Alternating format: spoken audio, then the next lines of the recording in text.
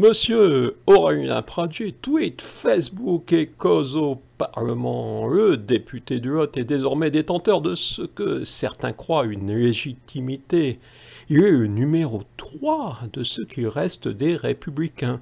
Dans leur jargon, secrétaire général. C'est peut-être pour cela qu'on observe à son égard une grande mansuétude. Pardi, il se pose en opposant du président Emmanuel Macron. On ne va pas le contredire, ce serait donner l'impression qu'on soutient En Marche. C'est peut-être ce genre de raisonnement qui prévaut dans le microcosme médiatique. Mais soyons sérieux, tout chroniqueur crédible a un devoir d'objectivité. Et donc, il me semble difficile de ne pas réagir aux envolées de M. Pradier sur nos libertés.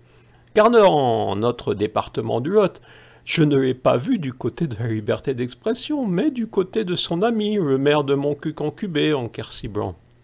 Le 27 mai 2020, M. Aurélien Pradier à l'Assemblée nationale. « Depuis toujours, nous avons défendu la liberté !» Notre liberté, réjouissons-nous, adulons ce gouvernement qui nous veut que du bien. Françaises, Français, abandonnez vos libertés, c'est pour votre bien. Je l'ai déjà dit, mais j'ai pas pu l'interviewer, donc je connais pas exactement sa voix. Le 28 mai, toujours M. Pradier, qui proclame « Plus ce gouvernement est incapable d'assurer ses missions essentielles, fournir des masques, des tests, plus il s'attaque aux libertés des citoyens. C'est au cœur des crises qu'il faut veiller fermement à nos grands principes. La liberté est un grand principe. » D'abord, depuis toujours, nous avons défendu la liberté. Le toujours remonte à quand? À sa naissance? Mais ce nous, donc à son parti. Régulièrement, M. Pradier continue de se réclamer du général de Gaulle, du Pompidou, de Cajar et surtout de Jacques Chirac de Corrèze. Oui, on trouve des choses surprenantes quand on recherche des infos sur M. Pradier. 6 février 2020, j'étais un fan de Chirac, je trouvais ce gars formidable, comme d'autres étaient passionnés par Batman. Il m'a beaucoup imprégné dans mon engagement politique. J'ai une passion pour les arts premiers qui vient d'un mimétisme de Jacques Chirac. Ah, c'est ça, c'est le mimétisme de Jacques Chirac. Devant cette même Assemblée nationale, Jacques Chirac déclarait le 15 juin 1977, oui. Quand on veut défendre les libertés, on est bien obligé de constater que l'on va à contre-courant de l'histoire. Ah, le mimétisme de Jacques Chirac. En 1986, il a quand même arrêté le nuage de Tchernobyl, à la frontière allemande. Si, il l'a arrêté avec ses petites mains. Et en 2003, constaté que durant la canicule, il faisait très chaud. On lui en a pas voulu, il paraît.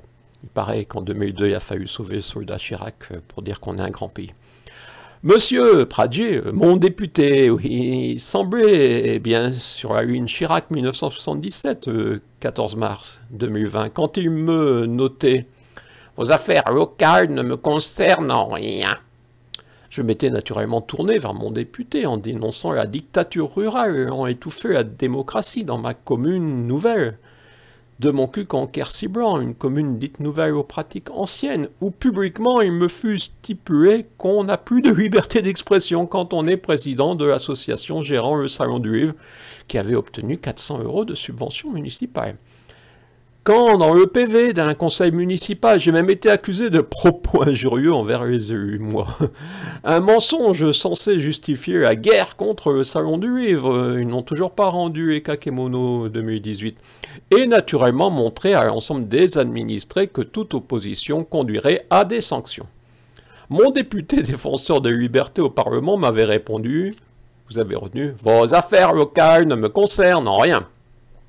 C'est peut-être la liberté des parlementaires de l'opposition qu'il défend, car la liberté d'expression du peuple... Non, j'hésite à reprendre une citation de Jacques Chirac pour résumer ce qui me semble être la pensée de M. Pradier. Cherchez bien, vous allez trouver. Pour défendre la liberté d'expression, une parole plus fiable que celle de M. Pradier me semble nécessaire.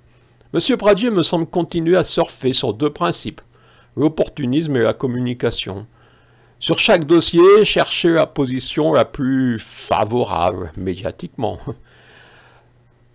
donc sans se soucier de cohérence.